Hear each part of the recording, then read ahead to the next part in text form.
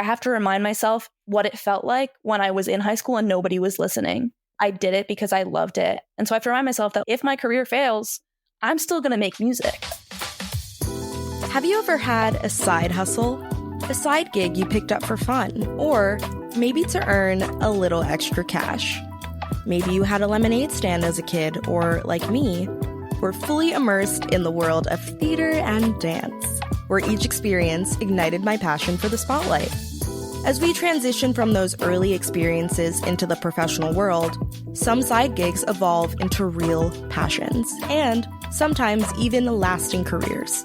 I've always been so curious about these stories, especially the less conventional journeys that redefine what a career can look like. They remind us that success isn't always a straight path, and that the heart behind our hustle can lead us to unexpected and fulfilling destinations. I genuinely love exploring how other people's passions have shaped their careers. If you're into that too, join me, Layla Palmer, as I chat with a captivating lineup of guests from various industries to uncover how they went from heart to hustle. Somehow, creativity has a way of leaving its mark on everything. It shapes who we are, drives what we love, and helps us make sense of the world around us. Some of the most meaningful connections in my life have been built in those creative spaces, and one of them brings us today's guest. Back in high school, I worked with someone who was practically buzzing with creativity, Gabi Gamberg, also known as Daffo. We sang together in choir, shared the stage in theater, and teamed up when I choreographed Chicago the Musical. Even then, it was clear that creativity wasn't just something Gabi did. It was central to who they were. Now, music is at the very core of their life, driving everything they do as an artist. It's a source of expression, resilience, and connection, and it's shaped them into the person they are today. Hearing them talk about their journey and their creative process is something truly special, but no one can tell their story better than they can. My name is Gabi Gamberg. I am also known as Daffo. My band is called Daffo. I'm a singer-songwriter. I'm from right outside of Philadelphia. I make like folk rock, sort of. I kind of was always singing and dancing, and I don't know, I had a lot of energy, as you know. Yeah, I did theater like as a young kid because my older sisters did theater, and I was like a hardcore ballet person for maybe up until high school, like up until like 9th grade. I wanted to do theater at Lower Merion because my sisters did it, and I just wanted to make friends and like have a good time. But as you know, it was very intense and time consuming. So I stopped dancing mostly, and I just kind of focused on theater. But starting in middle school, I was always writing songs, or basically when I picked up the guitar when I was like 10, I was like writing songs. But when I was 12 or 13, I started writing songs a lot. And I didn't really know it could be a career for me until like my sophomore year of high school. I don't know, my parents always just wanted us to be creative. And my parents are both professors, but they're also very creative people. My dad plays guitar and is the one that kind of got me into playing guitar. And my mom plays the piano and like did theater when she was a kid. So, you know, my family is just very creative, and I'm the youngest of my sisters. So it just kind of all bled into what I was doing. I don't even think I had a choice, honestly. So you grew up in a very encouraging creative environment. So how do you think things would have turned out differently if it was not that way? For instance, if your sisters never did players, like what do you think your life may have looked like now? I probably would still be in college. But music and making music to me is so integral to who I am. And it really has saved my life on multiple occasions. Like it's really hard to describe how important it is to me. It might be cheesy to say this, but I think that I would have found something artistic that could have been an outlet for me. I might be, studying some academic thing and like still doing the creative thing on the side. It might not be my career. I probably would be like one of those people that has a passion for painting or making music or playing an instrument, but like feels the pressure to have a career in academia.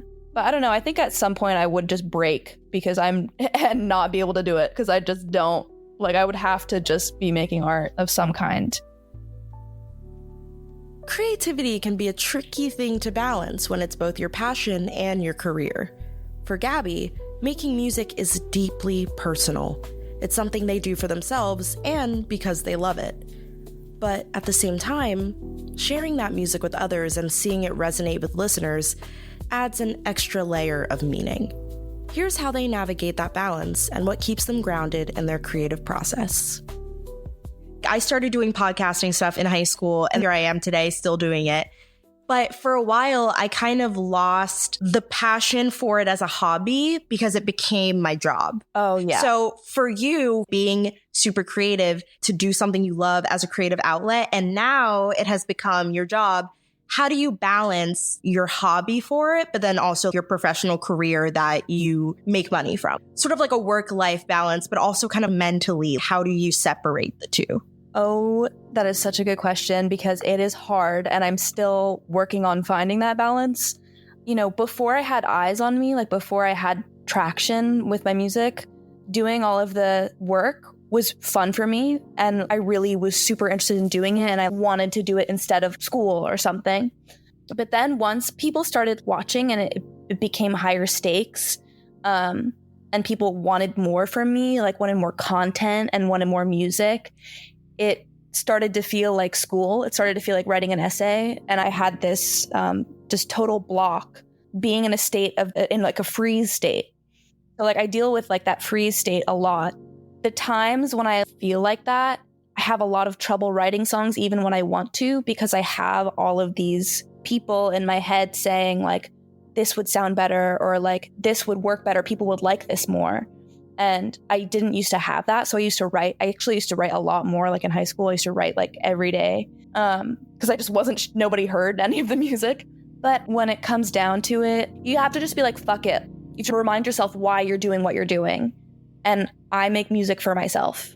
I love that people listen and can connect with it. But I make music for my survival and because I love doing it, because it feels good to me. And I play shows because I love the energy of it and I love connecting with people. But it's not because people like it. Like I have to remind myself what it felt like when I was in high school and nobody was listening. I did it because I loved it. And it didn't matter that nobody was hearing it. And so I have to remind myself that if my career fails, I'm still going to make music. So that can't bleed into it. You just have to remind yourself why you're doing what you're doing. But I mean, maybe for some people, it's because they want to make an impact on other people. And like, I want to do that, but I don't know how I would function personally if that was why I made music. Yeah, I mean, it's a lot of pressure when you think of it as, you know, I want to make something or create something for it to have an impact on a certain amount of people, even if it's just one person. It also kind of brings up the conversation of making art for profit versus making art for love and for personal fulfillment. So what is your experience with that? Now that you're with a label and you've got like a team of people behind you, you know, you're moving out to LA, you're ramping things up. How do you foresee in the future you making sure that you stay true to yourself and to just making the art that you love and putting out good music that hopefully can make other people happy and feel really excited, but is ultimately for you? That's a scary question because I do not have a backup. So it just has to work out. And I think it's been working for me, this blind faith that I have that it's just going to happen, like it's just going to work.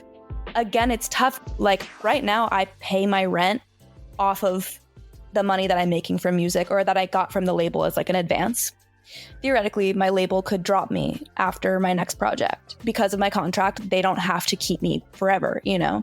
So like the tough thing about being an artist is that you don't, I say this like nobody knows this. The tough thing about being an artist is that your job is not consistent. There's no consistent flow of income.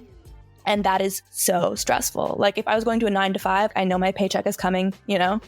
But for this, it's like, am I going to get offered this show in a month? And is that going to be enough money for me to like pay my rent and buy groceries? And I'm very lucky. Like I have my family and my friends. I have great people around me supporting me and like who are there for me if things do go badly. I can figure it out. I'm trying to be present, take it as it comes, you know. Turning a passion like music into a career can feel like stepping into a world full of secrets.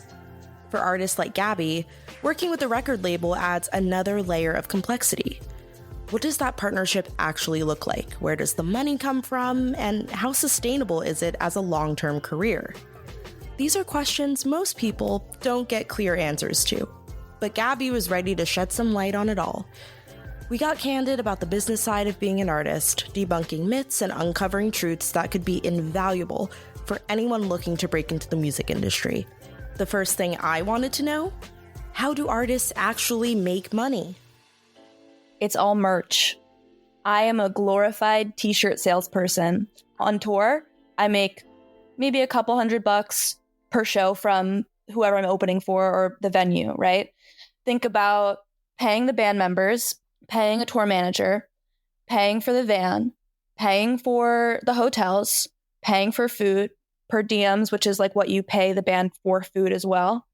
And then, whatever, like the van breaks down or like, you can't find a hotel for the night, so you have to stay somewhere like more expensive. Like all these costs, that's thousands of dollars. And $200 a night ain't gonna cut it. T-shirts. I sell t-shirts. On my first tour, I made about $1,000 a night in sales from selling t-shirts. That's pretty damn good for like your first tour. And I broke even. I didn't make any. Oh, perfect. I broke even. But breaking even is better than a loss. Crazy. That is like, as an opener, like people don't know that as a touring artist, if you're an opener, you're probably going to lose money. You need to have the money up front. And best case scenario, you'll come away with like a couple $1,000s. I don't know. Depends on, I guess, for me and like for my genre or like whatever, like that's what I've heard. But yeah, I'm very proud of breaking even. And then in terms of like streaming, you make no money unless you're doing like millions and millions of streams. Also, like the money that I get from my label, I don't see any of my streaming money until I've recouped that money for the label.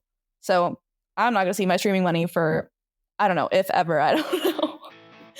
But playing shows also, like if you're playing local instead of like being on tour, that's some good money too. Like if you can play some shows, you get a couple $100 and you're not paying for a hotel or doing anything else, that's good money too. Just play lots of shows. Also, if you're able to like writing songs for other people and getting percentages of like the songwriting royalties is good. You can do production work for other people. That's good money. Like you get paid a production fee. If you're in it for the money, this is the wrong job to be doing. Making it in the music industry isn't just about the big stages and the record deals. It's about the journey, the connections, and the spaces where artists truly come alive. For Gabi, DIY and house shows are the heart of that experience. These intimate performances aren't just about playing music. They're about building community, making friends, and laying the foundation for something bigger. It's where passion and connection collide to create something unforgettable. On the subject of playing local shows, yeah, what are your favorite venues that you've played, or just favorite venues to like attend shows in the Philly area? To be totally honest, I haven't played as many shows in Philly because I was starting out in Northern Jersey in terms of where I was playing shows, because that's where my band lived. But the biggest thing I think in general, anywhere you are, is just DIY shows. Like put shows on with your friends, put shows on in basements, have a cover fee, and then split it between the bands. DIY shows are the best. You make friends, you meet other bands. Like it's super cool. All the people that I was in the DIY scene with in Jersey, we're like all blowing up together right now. It's like super sick. I know people that have like helped me out in so many situations and like are friends to this day. Like some of my best friends I met at my first ever show, like playing a DIY show in someone's backyard. So go to as many of those as you can, meet as many people as you can. It's super fun. You never know who you're going to meet at a show. They could be your best friend forever. It could be a total dud and you could have had the worst night ever and heard some horrible music. But it's just so fun to go to those. It also creates such a great community. I think that's more important before you go on tour or anything. Creating a community and being known in your area and your community is much more important than like maybe playing some one-off shows around the country, That's actually a really great point, because I think a lot of people, maybe they don't think of it in that way of like, you have to build small before you can go big. And playing in DIY shows and kind of being engulfed into that community is a great way, because like word of mouth is everything. Yeah. So like that's like a really great method to getting your name out there, and then people know who you are. And then you've built a name for yourself in your community that then you can build on. Yeah, you need something to stand on. Say you like book a tour, you book a DIY tour, you go all over the country. It's just not going to have as much power as having like a strong home base, which is kind of ironic because I don't even do that well in Philly because I haven't played that many shows in Philly. Like I go there and I'm like, hey, so good to be home. And people are like, wait, you're from here? And I'm like, yeah. As a concert attendee in Boston, I go to a lot of DIY shows, especially lately, because one of my friends has a band and they play like a lot of house shows and stuff like that. And as an attendee, the vibe of going to a house show is just so much more intoxicating. I don't know why. I think it's like the grimy energy of it that just gets me so livened up. So as a performer, do you feel that way as well? Like, do you prefer playing at a larger venue or at an intimate house show? House show all the way. You're on the same level as you're like on the floor with the people that are there. People are moshing, people are dancing. You can talk to people. Being on the same level as people is like, it helps build energy, and it also like helps with connecting to people and getting through to people. I find that being on a stage with all these lights on you, I can't even really see the audience. It's kind of isolating. I much prefer to play like a rowdy DIY show. Then again, I have been spoiled. On tour, I've played some really great shows at like big venues. It depends on the venue. It depends on the crowd. It really depends on the crowd. But when you're playing a big show, like the sound system and like it just sounds better. Sometimes it feels better. You have more space. So I like both. I definitely do. But I've also been in more situations with bigger shows that I felt kind of isolated, and I felt like it was less worth it than like being in a room with less people and just actually being able to connect with them. Songwriting is such a personal process, and for someone like Gabi, it's a way of expressing who they are on every level. But when you're creating for both yourself and a larger project like Daffo, how do you decide what fits where? I asked Gabi how their songwriting shifts between writing for themselves and writing for their band, and they shared how the two are deeply intertwined, and how only certain pieces make the cut when it's time to share with the world. By the end, Gabi took a moment to reflect on their journey, sending a heartfelt nudge to their high school self. A reminder to stay strong, hold on to their passions, and practice a little more kindness along the way. Going back to songwriting, you do a lot of songwriting for Daffo, but also just throughout your life for yourself. And so now, as you're like in more of your professional career, but then also as the independent Gabi Gamberg, is there a difference in like what Gabi Gamberg writes and what Gabi Gamberg keeps to theirself versus what Daffo writes and what Daffo performs for the public? Yes and no. There are so many songs that I will never put out, that I've felt really great to write and I really love, but I've written better songs, and usually my better songs just come out, they're in the project. But Daffo is my project. It is the same as Gabi Gamberg. I used to just be Gabi Gamberg and play shows as Gabi Gamberg. Change the name to Daffo. It's all the same. Yeah, that's an interesting question. I've just written so many songs, and it's hard to choose what I put out and what I don't. It's like curating a portfolio. Like, what are you going to present to people? But there's always going to be stuff that just doesn't make the cut for me, or just based on my opinions. Yeah. If you could give a shout out to high school Daffo, Gabi Gamberg writing songs in their room, being super creative, what would you say to them now? That's tough because, everything that I've done and felt has like led me to where I am, and I'm very happy with where I am. But I think just be kinder to yourself and be present, and don't be in a rush to get anywhere, because everything is special and everything is important. What powerful insights from Gabi. They've truly given us so much to think about when it comes to creativity, resilience, and staying true to yourself in a creative career. And while our main conversation may be over, we've got one last chance to hear from them. It's time for the Career Countdown. A segment here on Heart to Hustle that offers one last glimpse into our guest's journey in a fresh, inspiring way.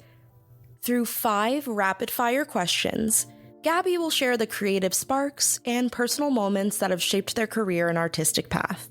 Let's dive in. So, for number 5, use 5 words to describe your music to someone who's never heard it before. Devastating, grimy, lovely, emotional, and honest. Who are 4 artists or bands who've inspired you the most, whether that's in sound or storytelling or just like spirits and vibes? Elliott Smith. Great answer.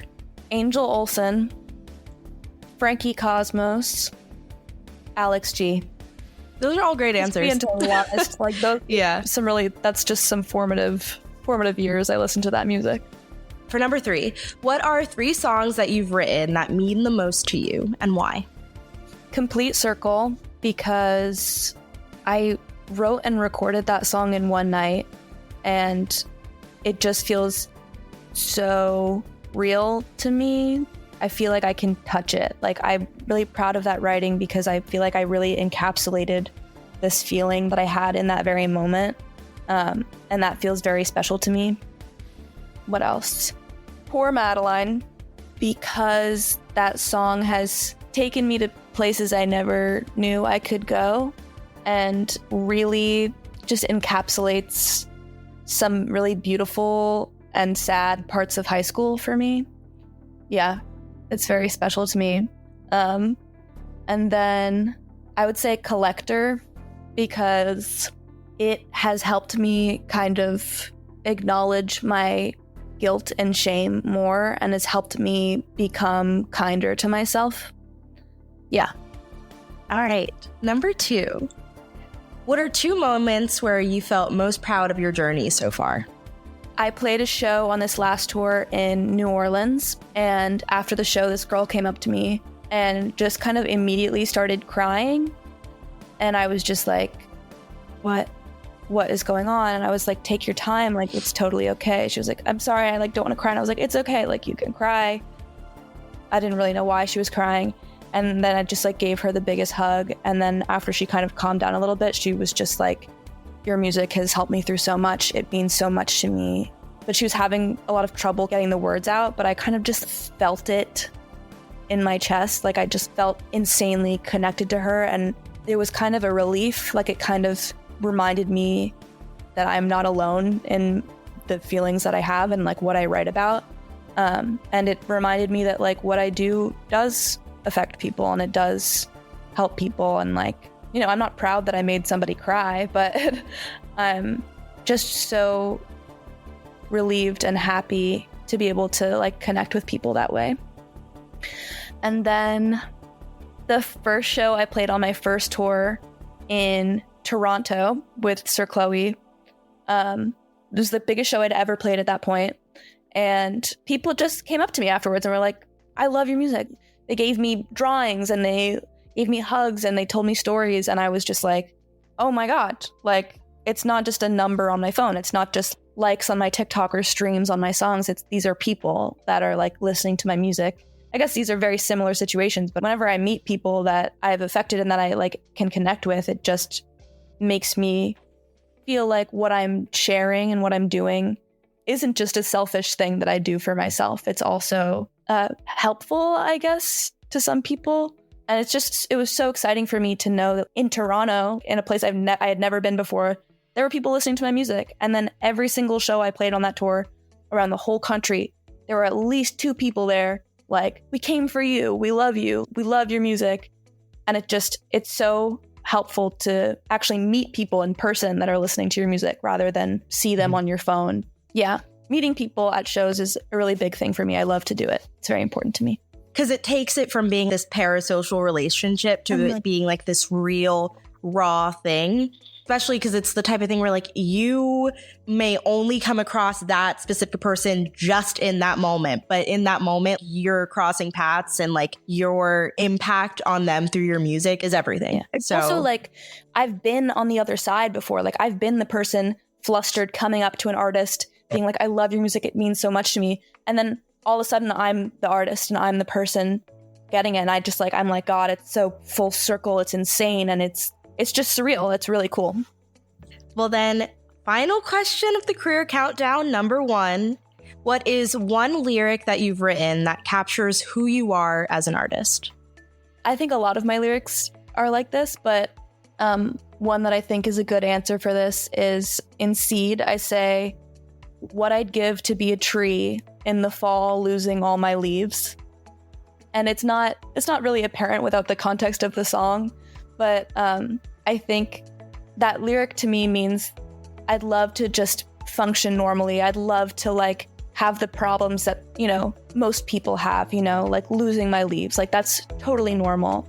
And I feel like so alienated and outside of that. And that's what I write about.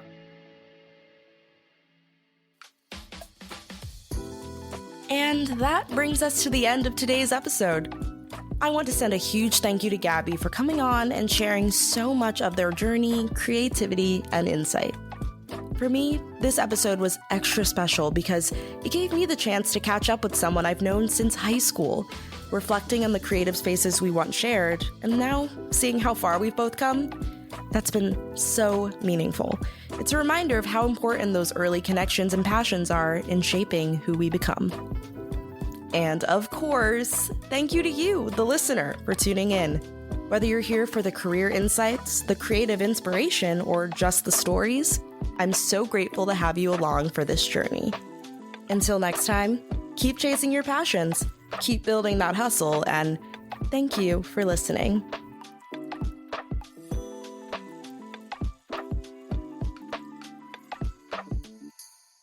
Thank you.